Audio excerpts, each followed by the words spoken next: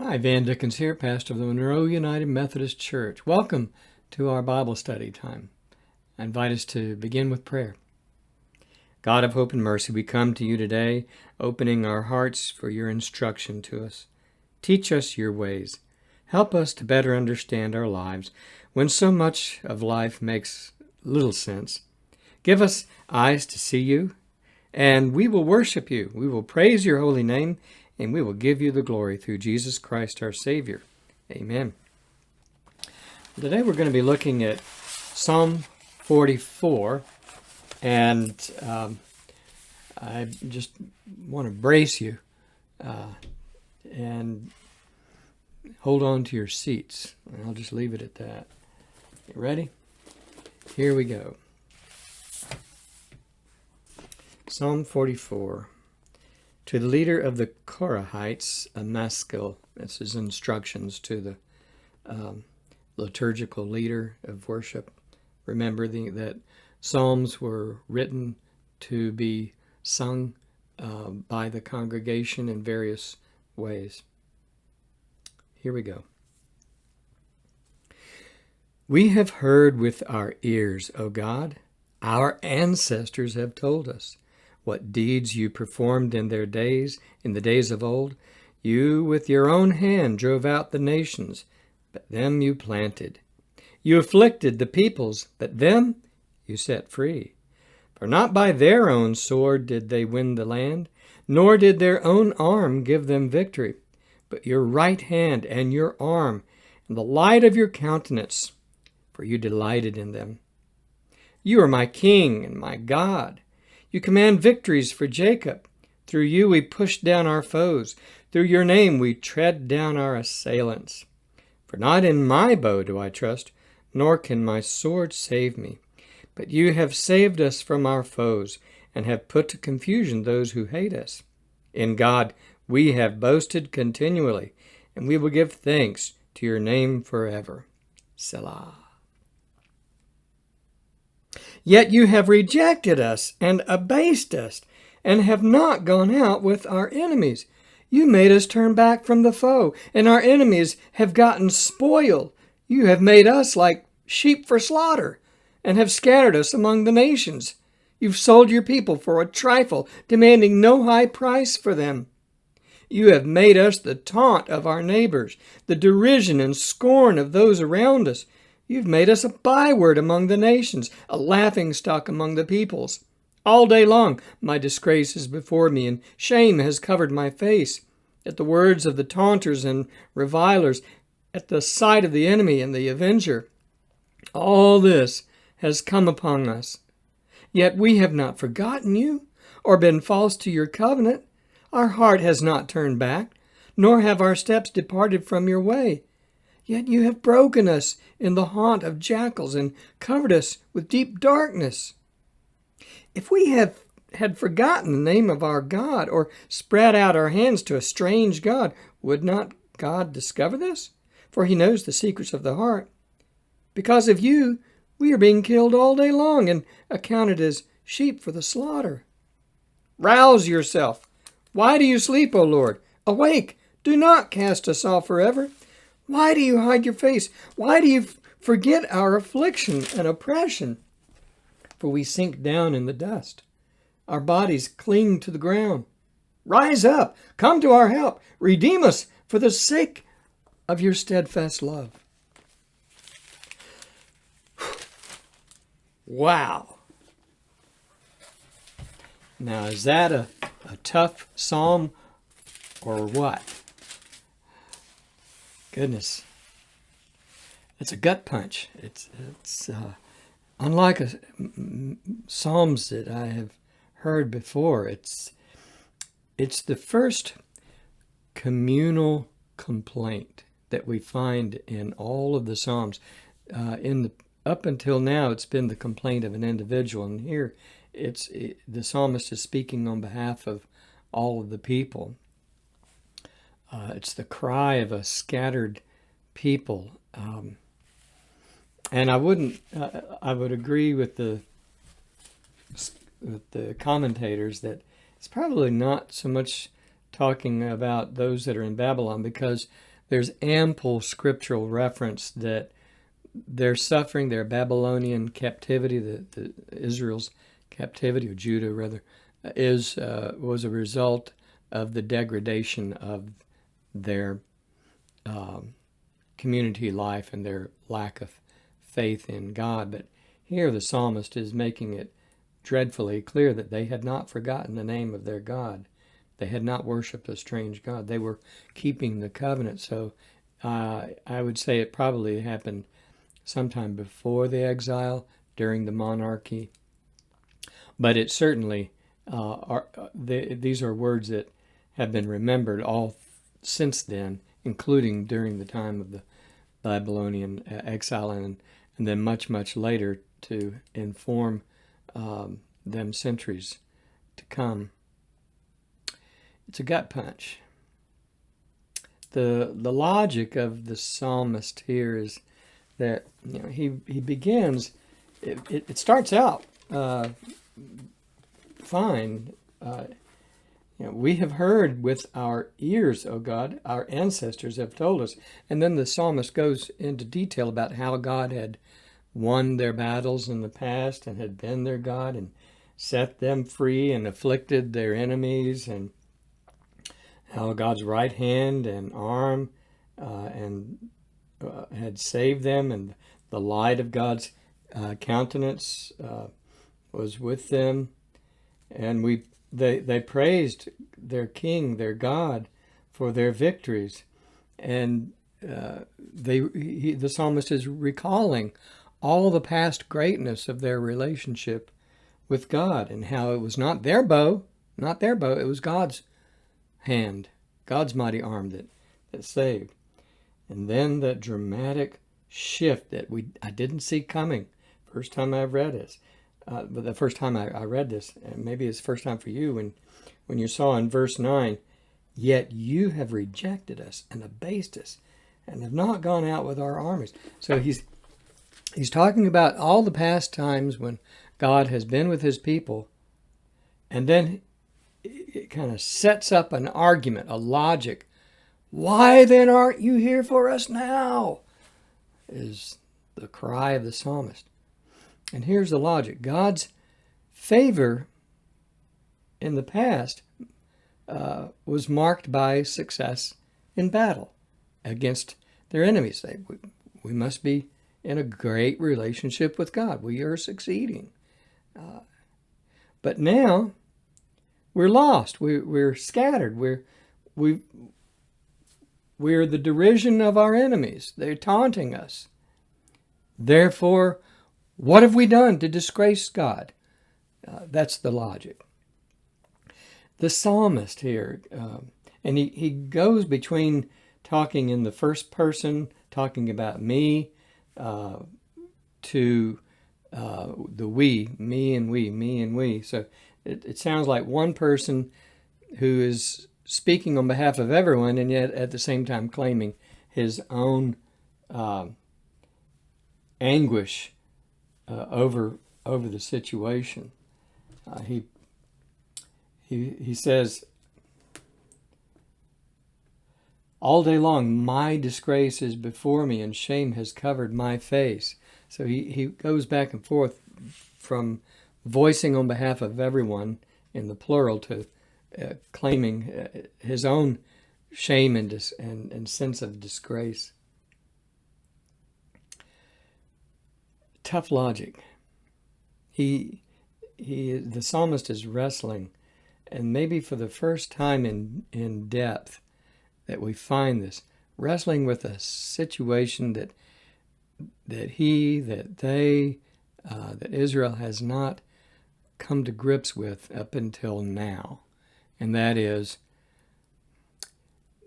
he feels that they have obeyed God, they have lived up to the covenant, they have loved God, they have walked in God's ways, and now all this is happening. What's going on? What gives? That's what he is struggling with, and why this movement is so dramatic, this sudden shift from recalling God's mighty acts to the big why. He's trying to figure out, trying to cope with this logic that is no longer making sense. You know, we've been your people, you've been our God. We should be successful, and we're not. We are suffering. That's what he's faced with, this quandary, this terrible situation. And in this psalm, the struggle that the psalmist has, which is often our struggle too, he finally moves in verse 20 to say, if we had forgotten the name of our God, or spread out our hands to a strange God, would not God discover this? For he knows the secrets of the heart. Because of you, we've been killed all day long. He's actually saying, why are you doing this, God? He can see no other cause for why this is happening other than God must be doing this. But why? We have not disgraced you. Why? He doesn't have the answer. He's accusing God. I don't see any other way of looking at it, but he doesn't have the answer based upon the logic that has brought him to this point. And again, the logic is we are in a good covenant relationship with God, therefore we are successful. When we are not in a good relationship with God, then we deserve God's punishment. But we have been in this time, therefore, what gives? Why are you doing this, God? That's the logic, you see, that the psalmist is struggling with. And then he closes based upon the quandary, the theological quandary he's at. Rouse yourself in verse 23. Why do you sleep, O Lord? Awake, do not cast us off forever. Why do you hide your face? Why do you forget our affliction and oppression?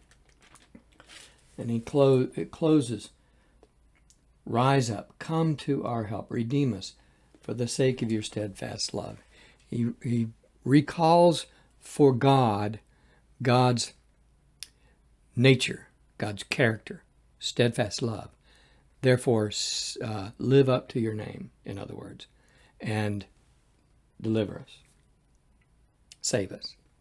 So, would you say that this is the cry of a faithless person, a faithless psalmist? No. Otherwise, you wouldn't see Psalm 44. The psalmist would conclude there is no God. Why even pray? Why even cry out? Why be mad? Why accuse God? But no, this is the cry, the anguish of the psalmist and the psalmist's people, crying out to God when things don't make sense. And in their own theological understanding of the time. Now, it's interesting that we find in this psalm the passage, like sheep, we are led to slaughter, because that becomes quoted and expounded on later in Isaiah 53, and then as a way of understanding the suffering of Jesus. So hang with me, hang in there with me on this, and let's take a look at that. Let's see where we find that. In verse 11, you have made us like sheep for slaughter, and have scattered us among the nations. So Isaiah, he picks up on this, and let me get to that.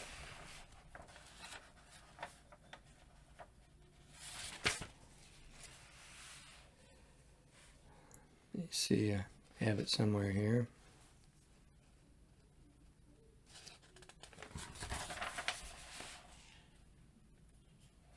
Well, anyway, it's in Isaiah 53, and see if we can find it here. Bear with me. Almost there. Yeah, in Isaiah 53 in verse 7, he was oppressed and he was afflicted, yet he did not open his mouth, like a lamb that is led to the slaughter, and like a sheep that before its shears is silent, so he did not open his mouth. Here Isaiah is referring to the suffering servant, one of the themes that you find in Isaiah. Here Isaiah is referring to Israel, but this suffering servant theme gets picked up again in the New Testament as a reference to the Messiah, Christ, as the suffering servant on behalf of Israel and the peoples. So bear with me. You see here the beginning of an understanding of suffering itself that is triggered by the psalmist here when he's grappling with something that just doesn't make any sense to him. The world has gone crazy and his people are suffering and it doesn't make sense, and he's crying out in anguish and maybe anger or complaining. Why are you doing this, God? Does this mean that God is doing this? Well, that's a different story. But in his logic, he can only make that conclusion in his own mind, at least.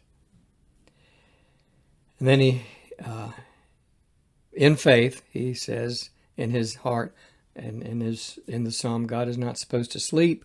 God's not supposed to hide his face. God is not supposed to forget his affliction. Rather, rise up, help, redeem us, be the God of steadfast love. God is, in the psalmist's mind, the source of their problem and their solution. The source of their solution. That brings you and I to try to come to grips with suffering itself. Is this not what we are compelled to deal with as we read this psalm? You and I have had our share of suffering, have we not? And it can be easy to conclude that it's because we've done something wrong. And yet here the psalmist clearly believes that such is not the case with them.